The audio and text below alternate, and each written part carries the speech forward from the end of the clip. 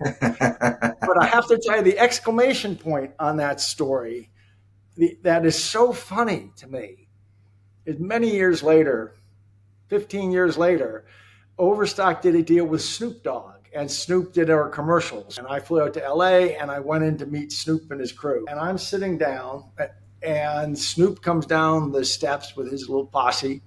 And I might as well, I don't mean to, I know that you're a good teetotaling man, but he pulled out a blunt.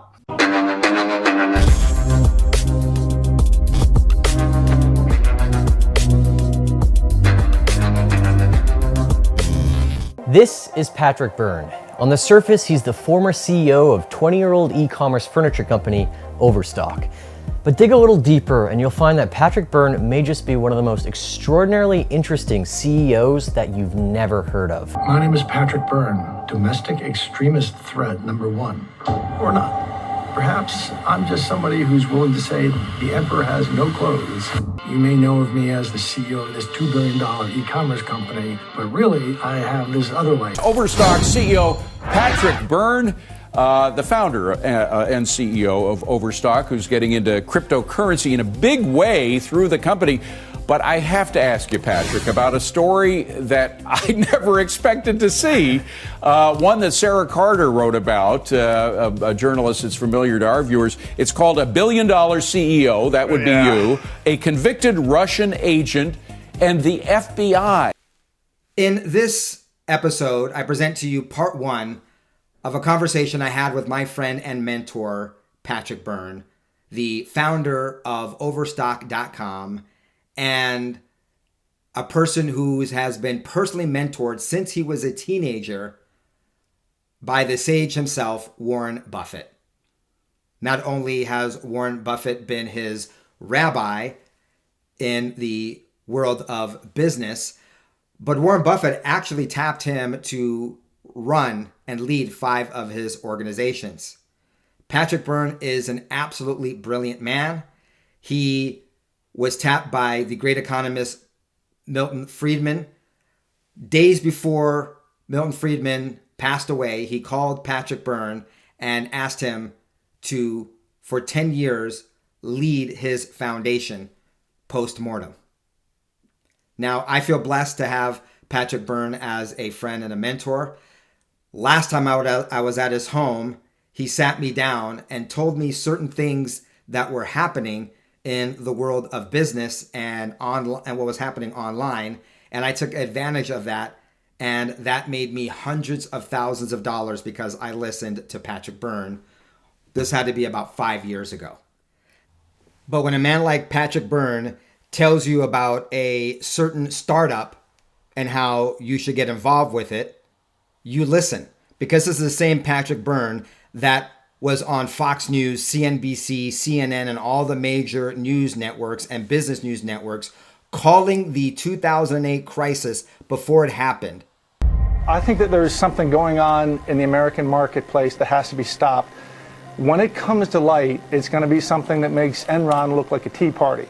Well, that's a pretty powerful thing to say. I mean, Enron was a $100+ billion company. This is bigger. When he tells you about cryptocurrency and what's happening online, you listen. I listened, and thankfully that has netted myself and my family, let's just keep it conservative, hundreds and hundreds of thousands of dollars over the last few years on top of our other business income. Now, folks, I want to play for you the conversation that I had with him. And it was a lengthy conversation. Not all of it is YouTube friendly, but I want to play for you the first part of the conversation that we had. And when I refer to his book, I'm referring to his new book. You can find it on Amazon, Danger Close, Domestic Extremist #1 Comes Clean. He also has a docu-series that's available. Link to both of them will be down below. Without further ado, here is the first part of that conversation. Patrick, I am tickled pink to be with you. You have been obviously a source of inspiration and a mentor to me in more ways than you know. And as you discuss in the book, and we learn from you, a great mentor of yours is the great Warren Buffett. And I know, per the book, you say the nature of your relationship is not to be discussed or go into details, but you make a big emphasis on the things that he has taught you and that you've learned from him. So I know it's a little tough, but what are the top three things, or what are the top three things that you would like to share with us that you learned from your rabbi, Warren Buffett? Well, the most fundamental thing, first of all, he's super independently minded, and it's to know your own, to trust reason, know your own thoughts, not to be swayed by crowds. It's to try to understand the fundamental reality and truth of things, and not the cosmetics, not the optics, and which is another way of saying, don't be influenced by other people. Know your own mind, know your own self. Look, when it comes to business, understanding real value, which is finding ways to serve and to benefit other people for which they voluntarily, trade with you. So those are really the fundamental things, both from a business and a life perspective, but also about, if you think of maybe your great grandfather, if you heard he owned a hardware store, and just think of the kind of man he would be, just a straight up, straight shooter kind of guy. I can actually tell you, I don't know if it's too long, but I can actually tell you a story that he used to tell when he still traveled. Whenever he spoke to universities, he told one story. And he told me 20 years ago, Patrick, if you have nothing else to say about me, tell this one story. So can I take a couple minutes and tell your audience? Absolutely. The time is yours, Patrick. We have plenty of time. And I definitely, and so does the audience, want to hear this story. When he would talk to students, he would ask them to conduct a thought experiment. And the thought experiment is to look around your class and imagine you got a deal that you could go long one person in your class. And that meant whatever they achieved in life, whatever you define as achievement personally, whether it be, wealth, fame, happy family life, community, respect, whatever you call success, you could pick one person and go long. I'm sorry, I'm going to turn this off. And you could pick one person and go along that person, and whatever they achieved, you got 10% of for free. Think about who you would pick. And he always would say, now don't say any names out loud, but if you think about it a bit, you're not going to pick necessarily the brightest person. You're not going to pick, but you're going to pick somebody who has a certain set of qualities, if you really know how the world works, that they do what they say they're going to do. Just they have the basics right. They show up what your grandfather would have taught you, that you show up on time, you do what you say you're going to do, you're a man or a woman of your word, that if you're on a team, you're not looking to cut corners. You're looking to always do what's expected of you on the team and help others if you can. So just remember that. Now do the opposite thought experiment, which is at the same time you pick one person to go long, you got to pick one person to short. And whatever that person achieves, you have to give up 10% of that yourself. So you're going to pick somebody who says, definitely don't say any names aloud. But you're going to pick somebody who you're sure, who isn't going to, you're confident they're not going to achieve much. Well, who's that going to be? That's going to be somebody who's lazy, who's sleazy, who breaks their word, that everybody knows they break their words, they get bad reputation. They're just not stand-up people. And, you kind of know without maybe even being able to put it in words what that set of qualities is. So after leading the students through this experiment, he always says, I want you to notice something. All of these characteristics that you associated with success and all the ones you associate with failure are ones you just choose to have. Or you can just choose. You can't choose to be 7 feet tall and dunk basketballs. But you can choose to have that set of qualities that you associate with success. And yet so many people go through life, and especially at the student age, he points out a lot of you think that, well, you're students now, you're goofing off, you're this and that. Someday later you'll grow up and then you'll be that kind of person. But it doesn't work like that. Life doesn't work like that.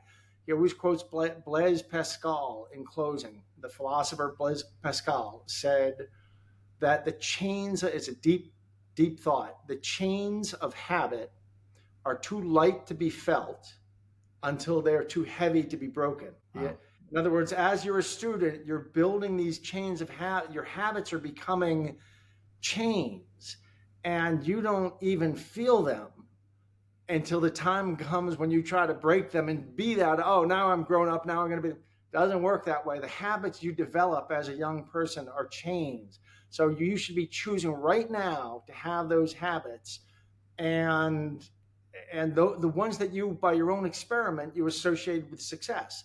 Except so many students and young people go through life choosing the other habits, thinking, well, I'll grow out of it someday. It doesn't work that way. In fact, he often quotes Benjamin, his great buddy, Charlie Munger, used to talk about Benjamin Franklin, who's in his autobiography. He described Benjamin Franklin, when he was a young man, came up with a list of like 19 attributes he wanted to have.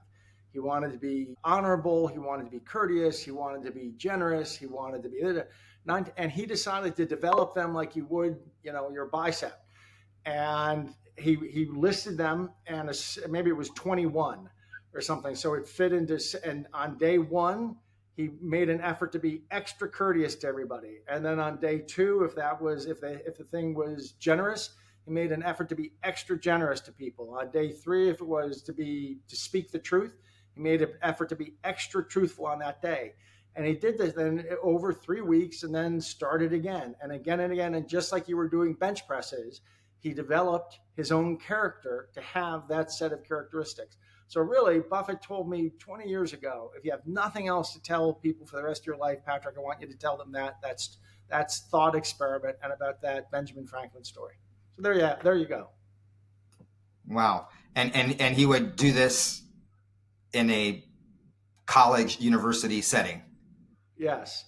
That he would open up. If he got asked to come and speak for 2 hours or 90 minutes, he'd come up and he'd open with that story, and then he just takes questions. He said that this is the single most important thing for young people to know. So just tell that story, and then the rest of the time he just answers questions. So that should tell you how important it is. And it's not obviously just for young minds, but it's a reminder of everyone all age that right now we need to start working on those qualities and attributes that make us a good, decent human being, first and foremost. Exactly. You can start it at any age, just like you can get in shape at any age. It's a little easier to get in shape when you're 20 than when you're 40. You'll find out someday, James, when you hit 40, you'll find out that it starts getting a little bit tougher, but you can there's the day to start getting in shape and is today, not when you think is the right time. Well, thanks for sharing that, Patrick. I'm sure many of us are going to reflect on that. Now, you say something very interesting in your book. I want to shift gears here a little bit. Something specific that I think is key in the future of business and e-commerce and what have you. So you were a pioneer in business to consumer drop shipping, and that seems to be almost a no-brainer and a norm today. So how do you think that's changed e-commerce, and how can it benefit someone who's starting an online business today? Well, you definitely want to be capital light.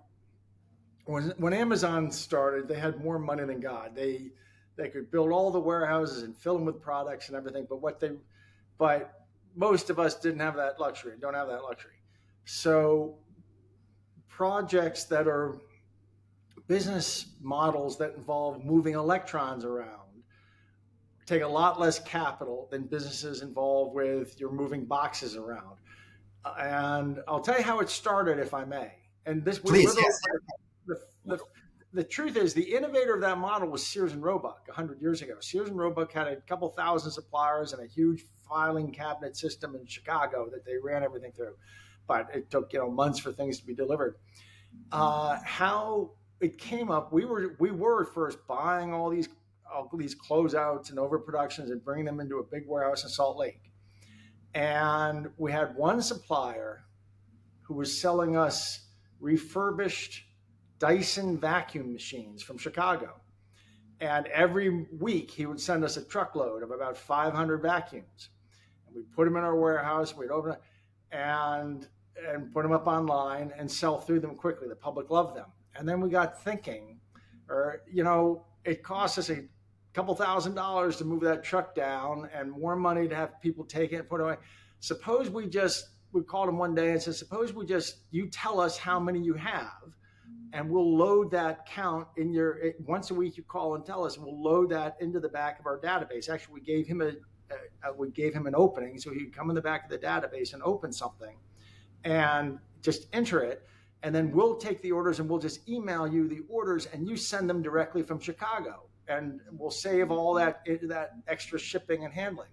Seemed okay. Well, that let us knock about 11% off the cost. And then we started thinking, wow, this is nice. Let's just keep doing that. And we knocked 15 by saving all that inbound freight and handling and outbound.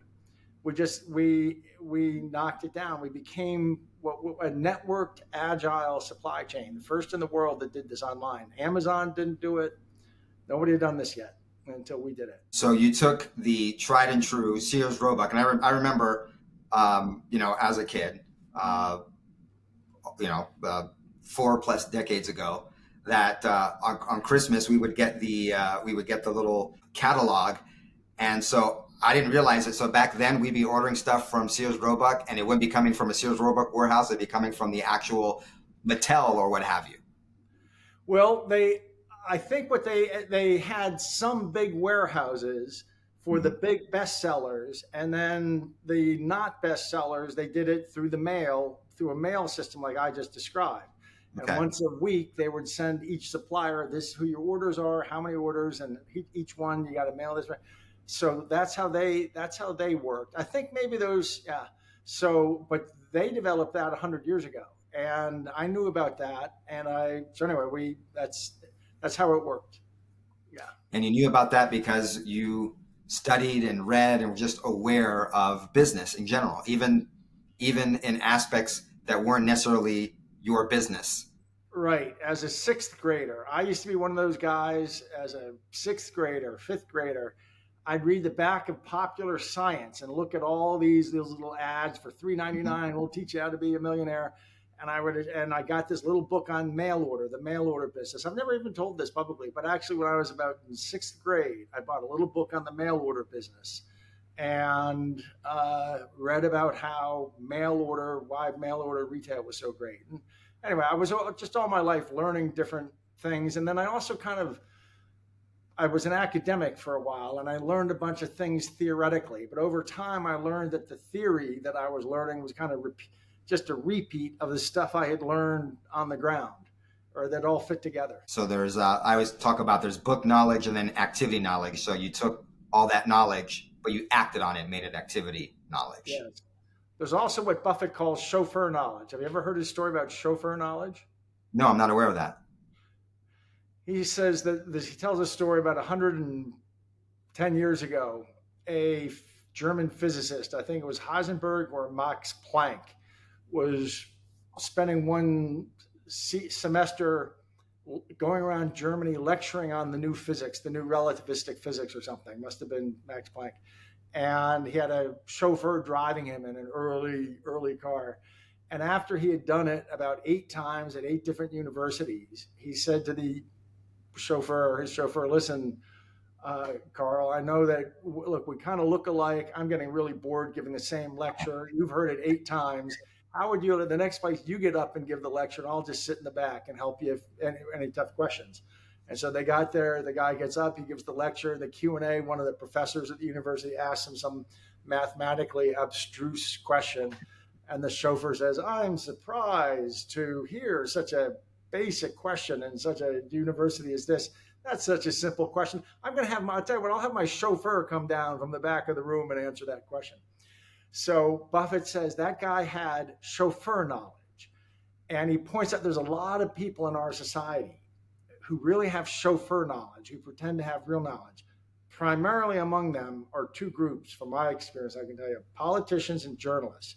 Journalists love to act like, you look at CNBC and you have these airheads, but they take off their jackets, they roll up their sleeves, they try to look like Wall Street traders.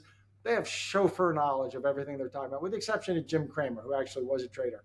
Most of them, but journalists in general will love to pretend that they're serious people, but they have chauffeur knowledge. And the same with politicians. It hurts me to watch these phonies in politics who talk about things, and they have, if it were a business setting and you could ask them a question or two, you would discover they're the most rank novices, but they're up there pretending that they're, can talk about the bond market because they've learned a few words of jargon. That is a great story. And it's funny that you mentioned, I didn't know it as chauffeur knowledge. I just heard that story, I would say, within the last 72 hours on one of the podcasts I was listening to, but didn't know about it. But I guess if it was Planck that he was doing around, the Planck constant in this would be, don't just be someone who talks and doesn't have real knowledge. Gain actual knowledge, because you can apply it and it can make you successful, happy, and a fortune.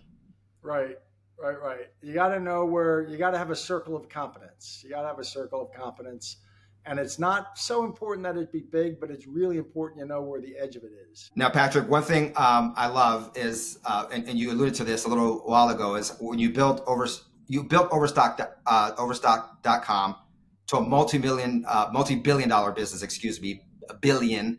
I love the word billion in Spanish. It used to be mil millones. That's how I learned it as a kid. You didn't say billion, you would say 1,000 million. And you did this without going, and you lose this at Amazon with all this OPM, right? Other people's money. And you did it smartly with tens of millions as opposed to hundreds of millions and billions. What made you go that route as opposed to just go knocking on doors? I mean, I used to be in investment banking and work with private equity groups and investors and what have you. And they're always looking to put money in something smart like Overstock.com. But what made you totally shun that, what someone would say is an easier funding route, and then and do it the way you did it? Well, it wasn't for lack of trying. And it was in 1999 at the height of the dot-com boom. This is when if you knew how silly most of the people allocating capital in our society are, at the height of the dot-com boom, when kids were dropping out of Stanford Business School and on a one-page business plan, they would go out and what's if a dog food company online, and they'd raise $100 million in an afternoon. I went out to Sand Hill Road in Palo Alto and with this business plan for Overstock. It was super simple. It was, I built my own, before that I built another small company, a 20-man company into a $4 million company into a $24 million company that I sold. And then I'd work for Buffett and run 5 companies for him. I had a PhD from Stanford. I thought that this would be, if these kids could raise this kind of money, I was 36, thinking it's going to be easy for me. I went out and I went to 85 venture capitalists, and I was turned down by 85 venture capitalists. And and even, I have a lot of good follow-on stories about this. And the pitch was this: normal retail in America is optimized logistically around 3 constraints. They want mass quantities, similar goods, a small number of suppliers, and all their warehousing is organized around that. We're going to build a logistics system that can deal in small quantities of dribs and drabs of any kind of good from a varied supplier base. So we can do closeouts, and that's our differentiation as our system. And people nobody got it. I explained this to 85 venture capitalists, and I'm mentioning that for a reason, because I'm going to circle back. But so we ended up doing it. I sold the company, the $24 million company, and I used I made about $20 million I made, and used that to fund. And what happened? We were going along on fumes for about a year, and the dot-com crash came. And all these businesses went bankrupt. And we discovered that this supply chain that we had built to handle small quantities of excess goods from lots of suppliers worked really well on bankruptcies too. And we stepped in and liquidated 18 or 19 .coms who had been funded by the 85 people who turned me down. Funny, but I was on like ABC 2020 with Chris Cuomo back 25, 24 years ago. And he said, how do you feel about making money off the distress of other companies? And I said, Warren Buffett taught me that the first rule of business is, if you're not going to kick a man when he's down, when are you going to kick him? But I have to tell you, the exclamation point on that story, that is so funny to me, is many years later, 15 years later, Overstock did a deal with Snoop Dogg, and Snoop did our commercials. And did you remember there was a couple commercials with Snoop Dogg in them for Overstock? It was about 2015 maybe. And he did a couple commercials. And before he did, I went out to see him. Baby, we really need color up in here. Easy peasy, boss lady. I got a spot that'll take care of all of that. Overstock.com. They got the good. Tell them Snoop sent you. I went out to see him. He wanted to meet me in Los Angeles, and he agreed to do our corporate party at Christmas and to do like 2 commercials. And he did a really nice rate, but first he wanted to meet me. And I flew out to LA, and I went in to meet Snoop and his crew. And he has his own business there. I mean, his own building, sort of a 2-story building, about 40 people there, people doing social media, early social media. Well, no, it was like 2015, 2014. People very well organized. And I'm sitting down, and Snoop comes down the steps with his little posse. And I might as well, I don't mean to, I know that you're a good teetotaling man, but he pulled out a blunt. Do you want to hear this part? Or shall I leave this part of the story out? I'll leave that part of the story out. But anyway, we talked for about 2 or 3 hours. We had a fantastic conversation, and somewhere about 45 minutes into it, he asked me to tell him a bit about the business. And I was telling him about this and that, and he was big into high school football. He told me about, we were just sharing. It was a great conversation for probably 4 hours, and he said, out of nowhere, he said, you know what I'm curious about? You must have a warehouse that's a little bit different, because to handle the kinds of things you do, I mean, it's not going to be a big mechanized warehouse like everybody else has. You've got to have a warehouse that can handle like anything, right? And any kinds of, and he had stumbled on exactly that secret that I had explained to 85 venture capitalists, and not one of them understood. Not one of them had gotten that as the differentiator. And Snoop Dogg sitting there, just himself, asked me intelligent questions after about 45 minutes, said, you know what? I bet that you must have a very different kind of warehouse than anybody else, because your warehouse has to be able to do this and this. And he had figured out exactly the secret of the business. It was really, here it is 10 years later. I've never been so shocked. I guess I should be, but he's a really smart dude is what I'm saying. All right. So that was the initial part of our conversation. We went into very different topics. Like I said at the beginning, not all of them are YouTube friendly. The entire conversation you can hear on my private podcast, the BCP podcast. There'll be a link to that down below. Now, I will have a part 2 where we did discuss corruption in the government, and there's a great story that I didn't get the complete story on recorded. So Patrick and I are going to be talking again in the next few days. I'll record that conversation, and then I will have in part 2 this very, very interesting, deep, full of details about corruption between business, other countries, the United States, the outgoing administration, and all kinds of other things. You're going to absolutely love it. It's fascinating, but I don't want to give you half the story. I want to give you the full story. So once I talk to Patrick again, I'll record that conversation, and I'll put it up as a part 2. Probably will be sometime after Thanksgiving. Until then, please make sure you like, share, and subscribe. And please hit the notification bell. I will start uploading more regularly, but in the meantime, you want to hit the notification bell so that when I do upload, you will be notified of my latest episode. Until then, Ciao, goodbye, God bless. Also, I'll be announcing a new Facebook group I will be starting for those of you that are very, very interested in entrepreneurship and business and personal development. I'm working on that. And once again, that'll come probably the first part of December. Until then, take care of each other and take care of yourself. God bless.